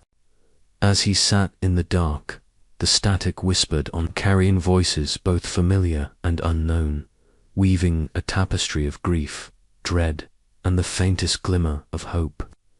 His journey had begun. The morning light filtered weakly through the heavy curtains of Tom's living room, casting long, pale shadows across a scattering of radio parts and tangled wires strewn across the table. The static that had become a constant companion in his life buzzed softly from the vintage radio perched precariously on the edge of the cluttered surface. The voices, always there, always fractured and elusive, had begun to take a shape that his heart recognized, a shape that once was clear. But today, Tom knew he had to do more than listen in isolation. The voices were no longer just his haunted solace. They were a mystery that needed unraveling. If the radios truly carried whispers from beyond, if Claire's voice was a warning and not a trick of his grief, then understanding the mechanism was crucial. And for that, he needed someone who knew the world of waves and static better than he did. Eli Jacobs was the obvious choice. The local radio host, a wiry man with a perpetually skeptical gaze, had dismissed the broadcasts at first. To Eli, it was just interference, a quirk of aging equipment and atmospheric conditions. But Tom hoped that beneath that skepticism lay the knowledge he needed. The radio station was tucked away in a corner of town, a small brick building humming with the pulse of transmission equipment. The moment Tom stepped inside, the air thickened with the scent of solder, paper, and an undercurrent of ozone. Flickering dials and blinking lights surrounded him, casting sharp contrasts of light and shadow that made the place feel alive, almost breathing. Eli looked up from a bank of consoles, his baseball cap tilted slightly back, exposing a furrowed brow. "Tom Harper," he said, voice rough but warm. "I didn't expect you here so early." "I need your help," Tom said, swallowing the lump in his throat. "Something's wrong with the radios. Voices from the dead." Eli snorted softly, shaking his head. "You and your ghosts. It's all static, interference, that's all." Tom's eyes didn't waver. "Listen." He turned the dial, and the room filled with the familiar hiss of static. Then, beneath the crackling white noise, a faint, broken voice emerged, soft, trembling, but unmistakably Claire's. "Tom, it's coming." Eli's expression shifted, disbelief mingling with something like dread. For a long moment, he said nothing, just listened. The voice dissolved back into static. "Okay," Eli said finally. "That's something." Encouraged, Tom and Eli plunged into the technical details. Eli explained the intricacies of frequency modulation, signal interference, and the quirks of the town's aging radio towers. Together, they mapped patterns in the broadcasts, noting how the voices flickered in and out across various bands, as if slipping between frequencies like ghosts between worlds. Their late-night sessions became routine. The glow of dials and meters illuminated their determined faces as they chased fragments of Claire's voice through the chaotic radio waves. Eli's skepticism softened into cautious intrigue, his technical mind wrestling to explain the unexplainable. Meanwhile, Tom's neighbor Sarah Collins approached him one afternoon, clutching a battered radio receiver like a talisman. Her eyes were wide, shadowed with fear. "I hear them too," she whispered, voice trembling. "Voices at night, whispering. Sometimes they sound like warnings." Tom listened as Sarah recounted her experiences, how the voices came unbidden, how they echoed her own grief, how they seemed to seep into her dreams. Her story mirrored his own haunting, a shared thread of loss stretching through the town's quiet streets. Together, they formed an uneasy circle of the afflicted, bound by static and sorrow. The broadcasts were no longer Tom's isolated nightmare. They were a communal echo of something far larger and darker. As the days passed, the voices grew more insistent, more fragmented, Claire's warnings sharper, more urgent. Tom's obsession deepened, fueled by the growing evidence and the shared experiences of others. But with each new revelation, the boundary between reality and nightmare weakened, and the static whispered darker things in the spaces between words. Late one evening, as a storm rolled in and thunder rumbled like the growl of some ancient beast, Tom and Eli huddled over the consoles. The radio crackled violently, voices overlapping in a cacophony of grief and warning. Amid the chaos, Claire's voice pierced through, clear and commanding. "Prepare. It comes for us all." The room fell silent, save for the hum of the machines. Tom felt a cold shiver crawl up his spine. The mystery was no longer distant or abstract, it was here, imminent and terrifyingly real. And in that silence, the static seemed to pulse like a heartbeat, waiting, watching. Tom knew this was only the beginning. The night deepened outside, but inside the radio station, the fragile line between the living and the dead grew thinner with every passing moment. The voices in the static were not mere echoes, they were warnings, calls to arms against an encroaching darkness that fed on grief and fear. Tom's journey had taken him beyond his personal sorrow into a realm where memory and reality tangled, where the radios served as conduits to a world unseen. And as he leaned closer to the dials, listening for another fragment of Claire's voice, he understood that to fight what was coming, he needed to confront not only the spectral transmissions, but the shadows within himself. The static whispered on, and Tom Harper was ready to listen. The library was quieter than usual that afternoon. The usual hum of whispered conversations and rustling pages replaced by a heavy silence that seemed to press against the walls like the weight of the secrets hidden within. Margaret Lane sat hunched over a battered wooden table in the archive room, the dim glow of a single desk lamp illuminating the yellowed pages of old newspapers and brittle diaries spread out before her. Her sharp eyes scanned the faded text with growing unease.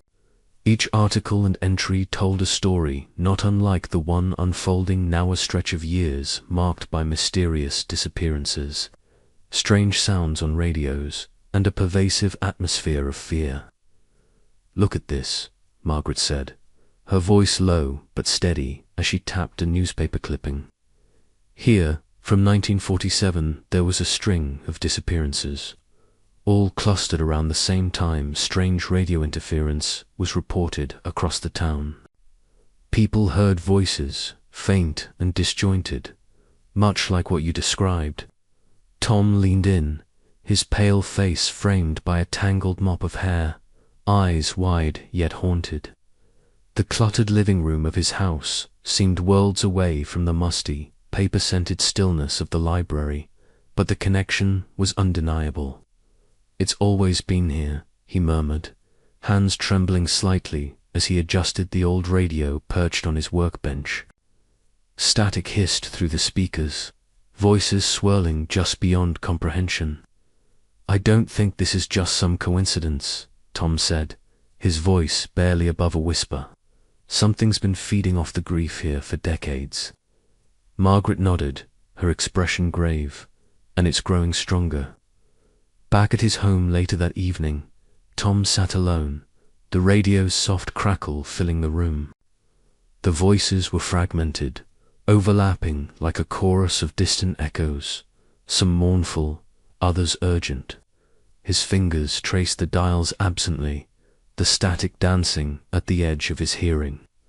A sudden chill, crawled up his spine, and the hairs on the back of his neck prickled as an unsettling sensation took hold, the feeling of being watched, not by any living thing, but by something lurking in the shadows beyond perception. Memories of Claire flickered through his mind, her warm smile, the softness of her touch, the sound of her laughter. But these recollections soon twisted, merging with the disjointed voices on the radio, until he could no longer tell where memory ended and spectral interference began. The hollow presence was there, whispering through the static, weaving doubt and fear into the fabric of his thoughts. Days passed in a blur of research and restless nights. Margaret and Tom spent hours poring over the dusty archives, piecing together fragments of the town's dark history.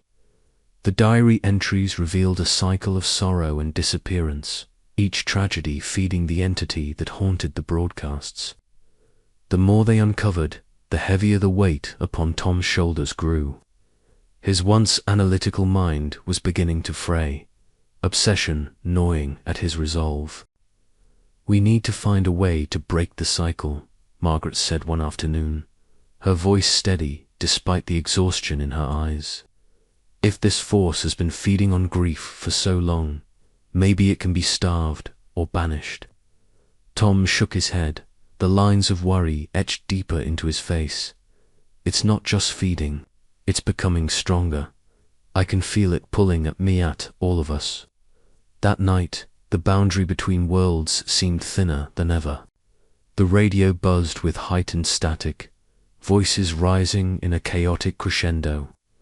Tom's memories and the spectral warnings collided, a storm of sound and emotion that threatened to overwhelm his senses.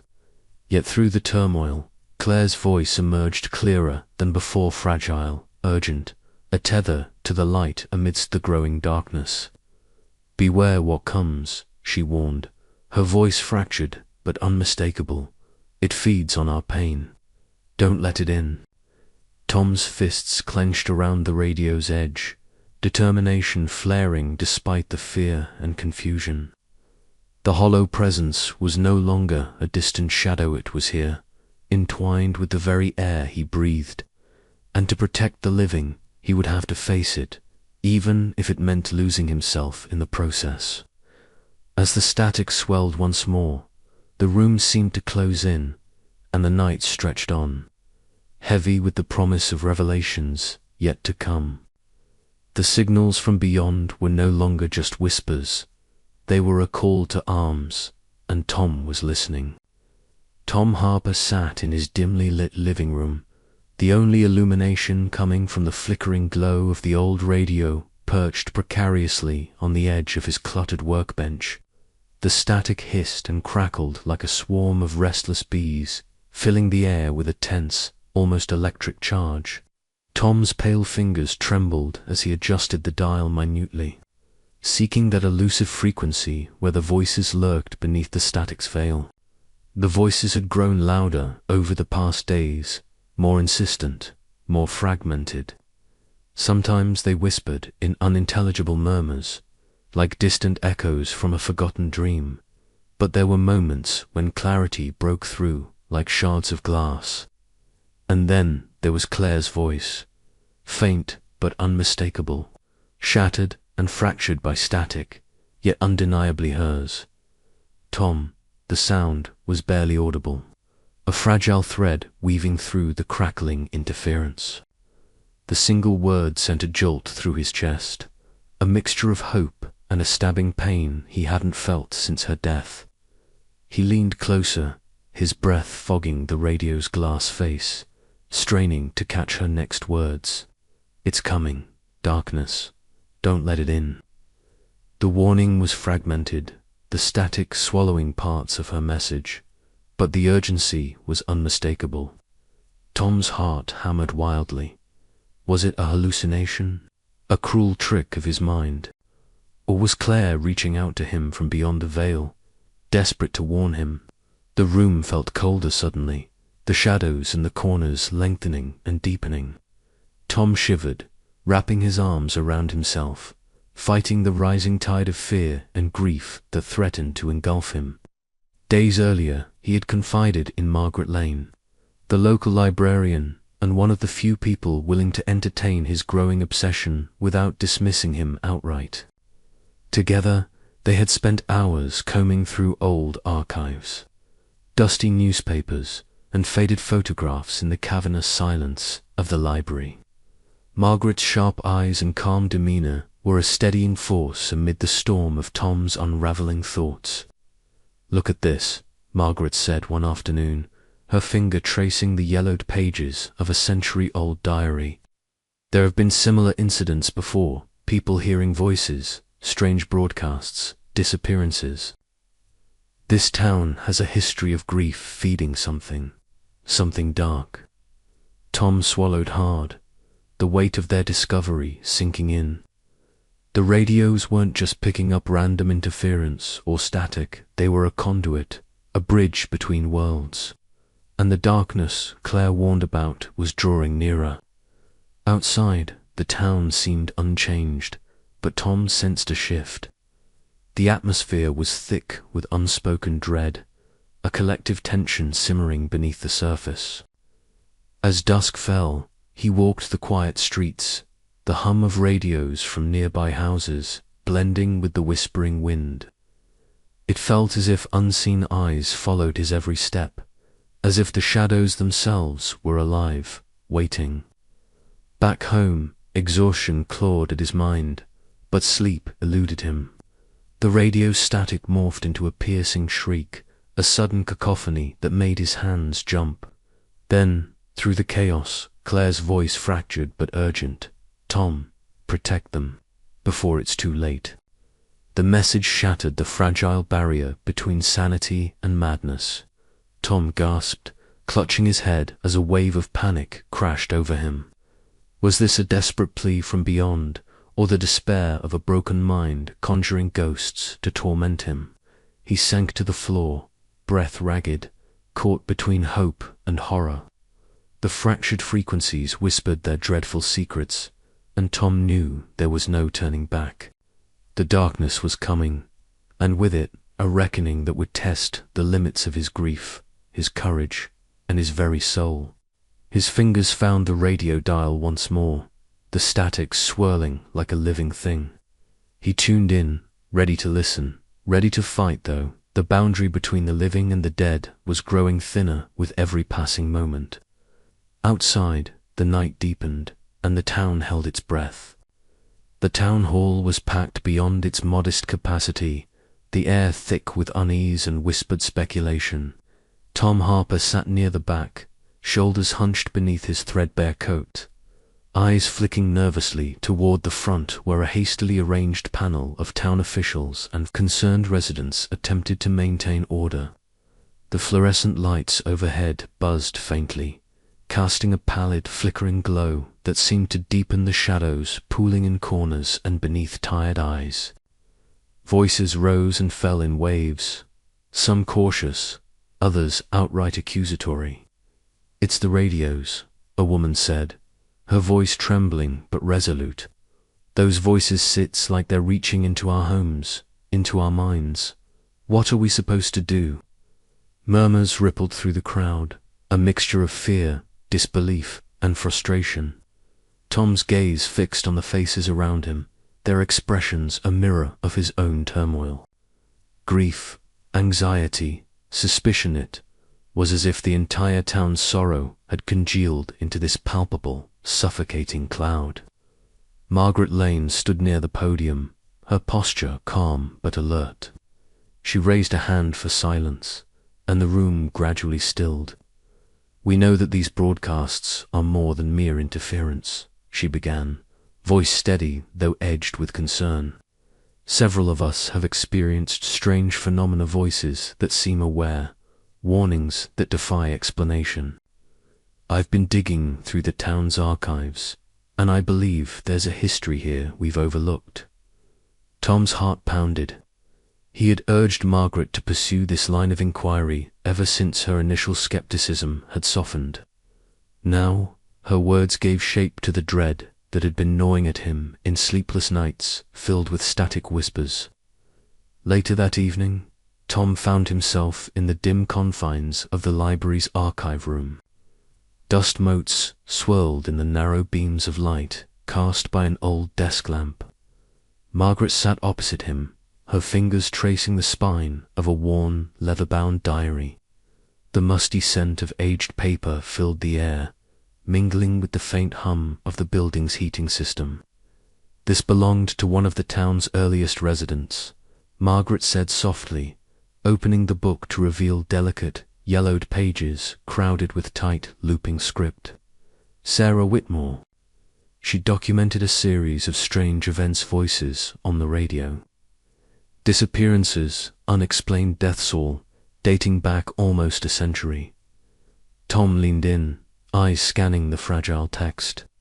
The entries were unsettling, descriptions of voices speaking through static, warnings of an encroaching darkness, and a desperate plea to remember the past, lest it consume the present.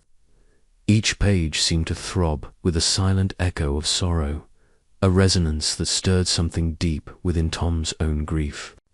"It's like the hollow presence has been here all along," Tom murmured, the words tasting bitter on his tongue. "Feeding on the town's pain, growing stronger with every loss." Margaret nodded, her gaze grave. "And every time it rises, the cycle repeats. We need to understand it if we're to break free." Meanwhile, Eli Jacobs sat behind the soundboard at the local radio station, the stale air thick with the scent of coffee and worn electronics. His fingers hovered over the controls, adjusting dials as static crackled through the speakers. That familiar sneer of skepticism he wore in public was tempered now by a flicker of unease. The interference was no longer just background noise. It had a rhythm, a pattern that defied logical explanation. "Tom," Eli said during a late-night call, voice low and serious, "I don't know what's going on, but this isn't normal. The signal's there, almost like messages. Something's trying to communicate." Tom's heart leaped with a mixture of hope and dread. "I've been hearing Claire's voice," he confessed. "She's warning me. I'm starting to believe you," Eli admitted, the weight of his words hanging heavily between them. Days passed in a blur of research and restless nights.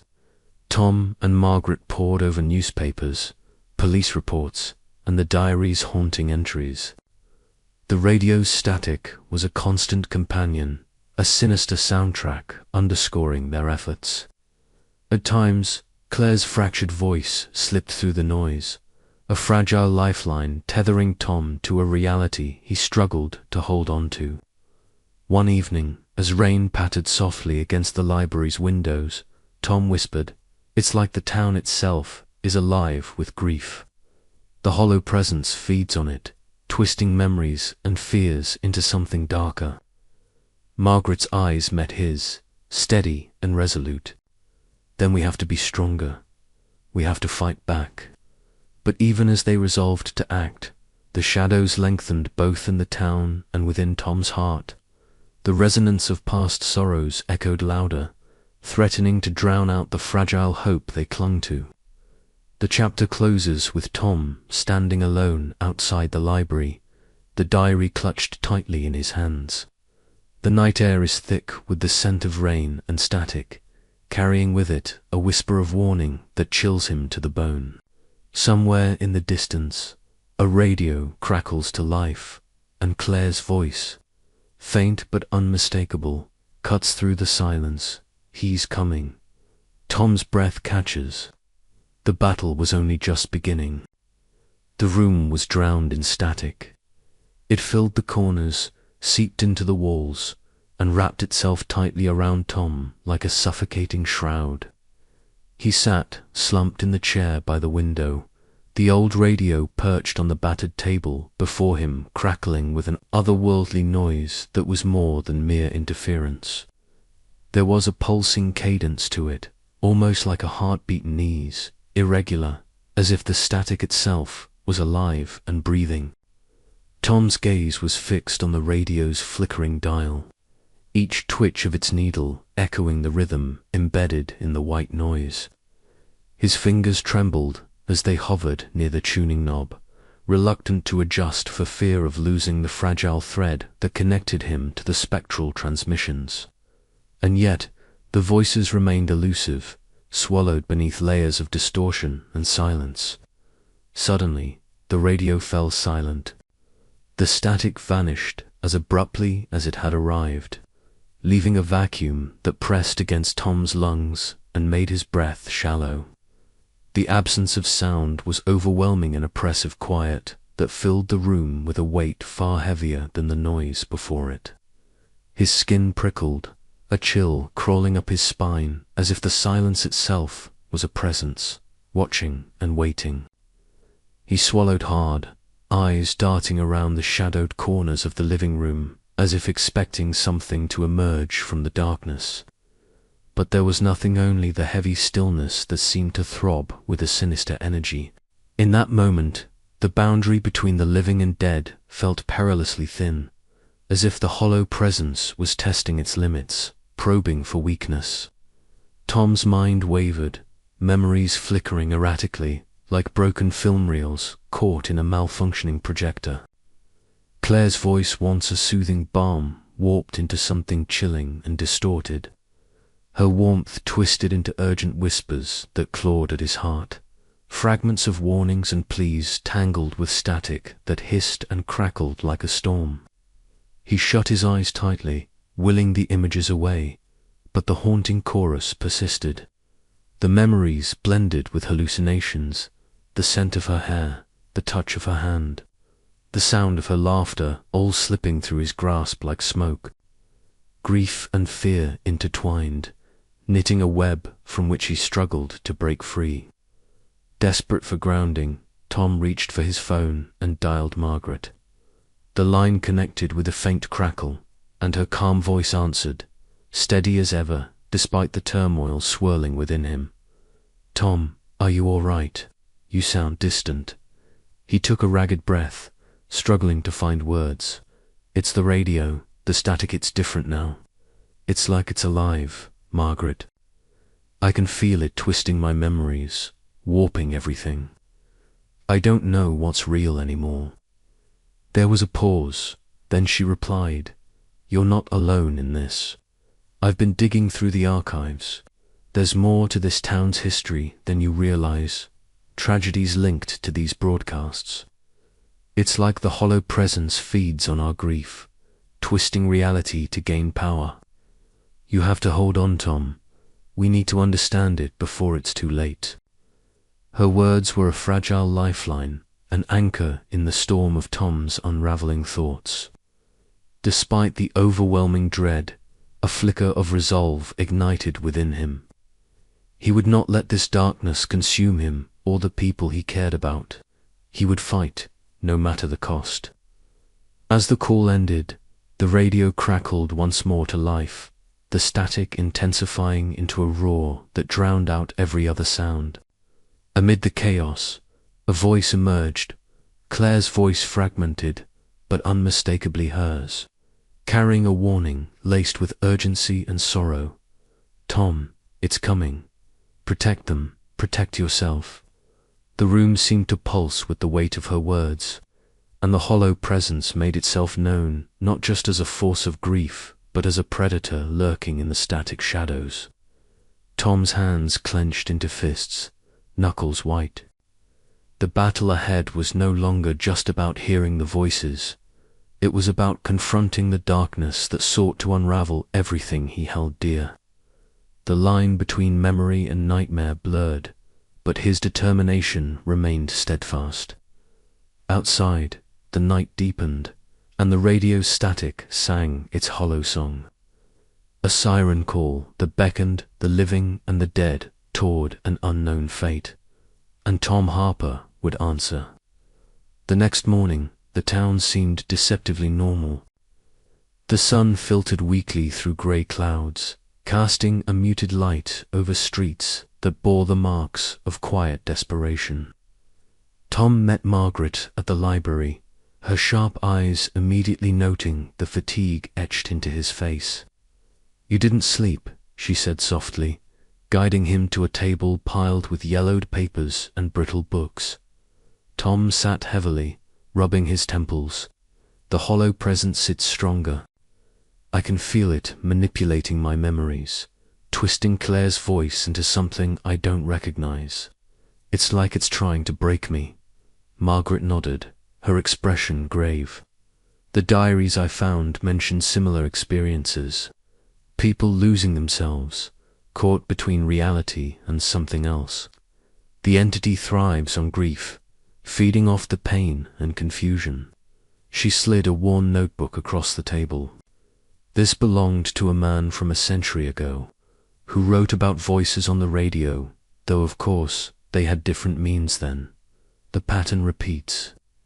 Tom flipped through the pages, the faded ink revealing tales of loss and madness, warnings echoing through time.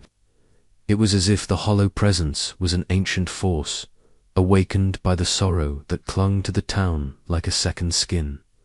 "So how do we fight it?" Tom asked, his voice barely above a whisper. Margaret hesitated. "We don't know yet, but knowledge is our first weapon. We have to understand its nature, the source of its power. Then maybe we can find a way to sever the connection." The library's quiet was pierced by the sudden crackle of a radio from a nearby desk. Tom and Margaret exchanged a glance, the sound a reminder of the invisible war unfolding around them. Outside, whispers of static drifted on the wind, the hollow presence growing bolder, its shadow stretching ever wider. Tom's fight had only just begun. That evening, Tom returned home, the house feeling colder and emptier than before. He sat by the window, the radio humming softly beside him. The static was thicker now, almost tactile, as if the air itself was charged with unseen menace. He closed his eyes and listened, focusing on the fragmented voices within the noise.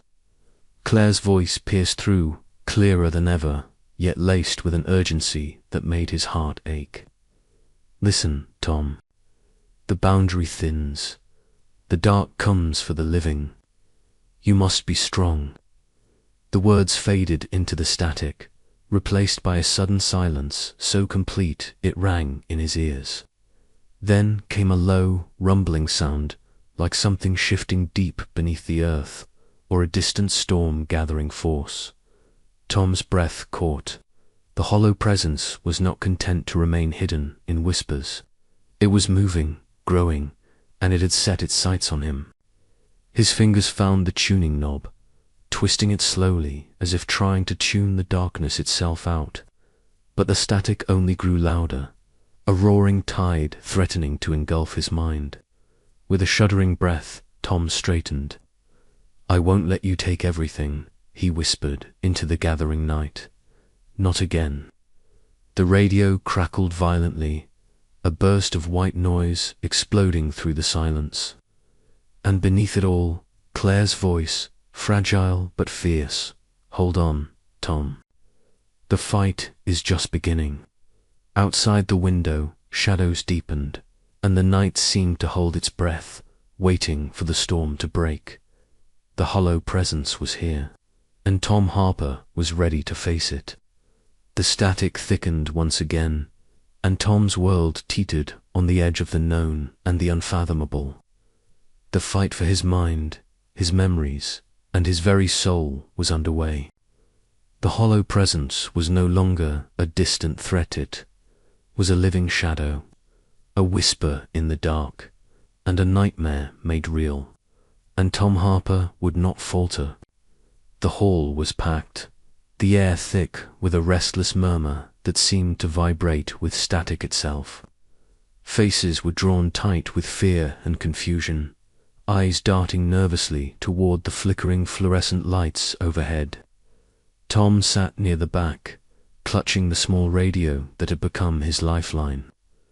Its incessant crackle a grim reminder of the thin veil between the living world and the realm beyond. Margaret stood at the front, her voice calm but edged with urgency as she recounted the disturbing patterns buried deep within the town's history. "These aren't isolated incidents," she said, gesturing to a faded map dotted with dates and names. "Disappearances, sudden deaths, strange broadcasts. They all seem to be part of something far older than any of us realized." Tom's mind was only half on the words. His thoughts flickered to Claire, her voice still echoing in his ears, urging him to uncover the truth before it was too late. The radio's static danced faintly, and for a moment he thought he heard her whisper, a soft but clear warning threading through the white noise. Suddenly, the room's atmosphere shifted. A man, seated near the center, his face pale and gaunt, began to tremble violently. His eyes rolled back until only the whites were visible, and his body convulsed with unnatural force. The murmurs erupted into panicked gasps as an unearthly voice, distorted and layered with static, surged from his lips. "They come, the veil thins. Beware." The man lunged forward, knocking over chairs and sending people scrambling.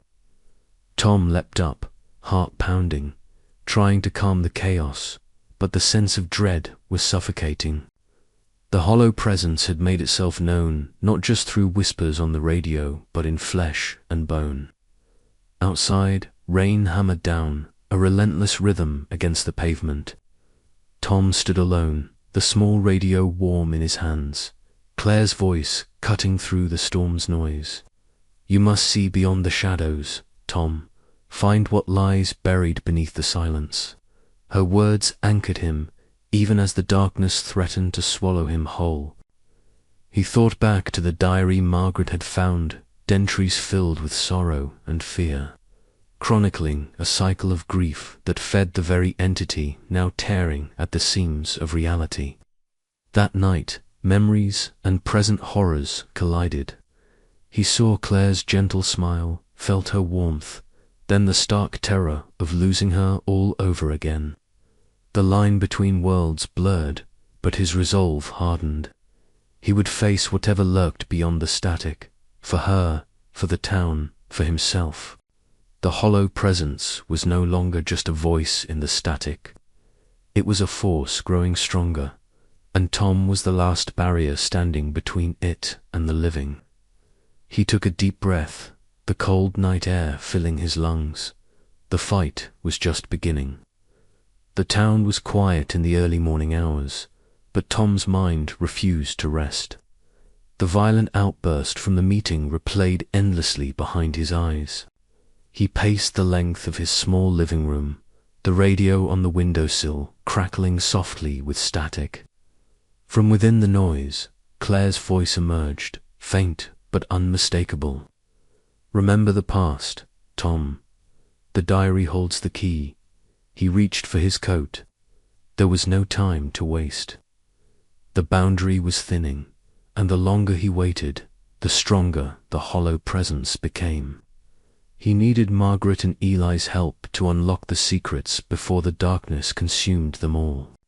As dawn broke, Tom stepped into the misty streets, the weight of grief and dread pressing heavily on his shoulders.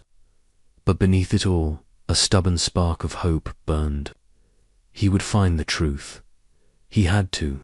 In the quiet sanctuary of the library, Margaret spread the ancient diary open across a heavy oak table. The pages were brittle, ink faded, but still legible.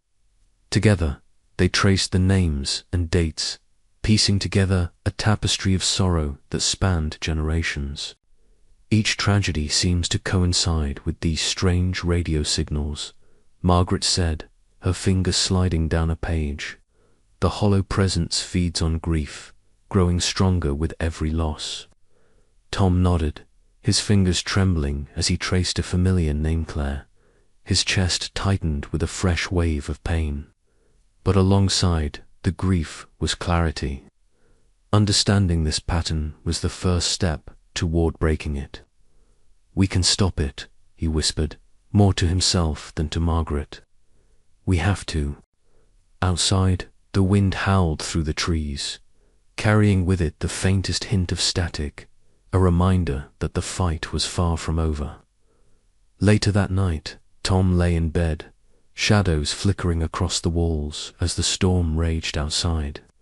His thoughts swirled between memories and the present terror. Suddenly, a vivid flashback seized him, Claire's warm smile, the softness of her touch. Then the stark fear in her eyes as she whispered a warning he had never fully understood until now. The room seemed to pulse with the radio's faint hiss, the boundary between memory and reality dissolving. He reached out, as if to grasp something just beyond his fingertips, the line between worlds thinner than ever. "I'm here," Claire's voice echoed, steady and clear amid the chaos. "Hold on, Tom." And in that fragile moment, he found the strength to face the darkness ahead. The diary lay open on the battered wooden table, its pages yellowed and fragile, dust motes dancing in the weak afternoon light filtering through the library's grimy windows. Tom Harper sat beside Margaret Lane, their faces close together, eyes scanning the cramped, flowing script that chronicled decades of sorrow and strange happenings in their town. The room smelled faintly of old paper and must, mingled with the sharp tang of Tom's stale coffee. Margaret's finger traced the faded words, her voice low and steady as she read aloud. And again the voices returned on the wind, a lament carried by the static that filled the nights. Families torn asunder, grief piling upon grief, the shadow growing with each farewell. Tom's gaze flicked to the radio perched on the shelf nearby. It was silent now, but earlier the faintest of voices had seeped through fragments of warnings, echoes of Claire's voice, distorted yet unmistakable. His heart clenched painfully. "It's like history repeating itself," Margaret murmured, eyes darkening. The entries mentioned disappearances, sudden deaths, and a presence felt but unseen. Every time the grief in the town swells, so too does this entity. Tom swallowed hard, memories swirling like a storm in his mind. Claire's pale face, the hospital's sterile white walls, the helplessness clawing at his chest as her breath grew shallow. He'd told himself it was over, done. But now the diaries suggested otherwise. This was no random haunting. It was a curse, fed by the sorrow that gripped them all. He closed his eyes briefly, the room falling away as Claire's voice whispered through the static in his mind. "Tom, beware. It feeds on what you cannot let go." Margaret's voice brought him back. "There's more here," she said, flipping the page. "Listen to this. The hollow grows stronger with every tear shed, every silent prayer unanswered. To break the cycle, one must face the shadow and stop the mourning from consuming the living." Tom's fingers clenched into fists. The weight of it pressed down on him, heavier than any grief. He had to act, but the fear of losing himself to the same darkness was overwhelming. That evening, alone in his dim living room, Tom sat with the radio crackling softly beside him. The voices came through again, layered, fragmented, a chorus of mourning that gnawed at the edges of his sanity. Among them, Claire's voice surfaced, tender and fractured, pulling him back to their last days together. "Remember the light," she urged, her tone urgent yet distant. His mind flooded with images of her frailty, the slow ebbing of life that no doctor could halt. The guilt of survival burned fiercely. Was his obsession with the voices a bridge or a trap? Days passed in a haze of research and restless nights. Margaret and Tom continued their work, uncovering entries that traced the entity's influence back through generations. Each tragedy echoed the last lost breeding loss, the hollow presence growing stronger with each broken heart. One late afternoon, Margaret read aloud a particularly harrowing passage. On the night the last light died, the town fell silent but for the radio's mournful song, a dirge for souls lost and those yet to come. Her voice trembled, eyes flicking nervously to the window as shadows stretched longer. Tom felt a chill settle deep in his bones. The diary was more than history. It was a warning, a map of sorrow he had to navigate. That night, standing by his window, Tom looked out over the town cloaked in darkness. The silence was suffocating, broken only by the faint crackle of the radio. The voices whispered like ghosts in the wind, a painful reminder of what had been lost and what was at stake. He steeled himself, the ache in his chest mingling with a fragile hope. The cycle could be broken. He had to believe it. For Claire, for the town, for himself. But as the static swelled once more, carrying voices both familiar and unknown, Tom knew the path ahead would test the limits of his courage and sanity. The hollow presence was not yet done. His journey into the heart of grief and darkness was only just beginning. "Claire," Tom whispered into the silence, "I'm coming for you." The radio hummed in response, a faint crackle riding the edge of the night, and in that fragile moment, the line between the living and the dead blurred once again.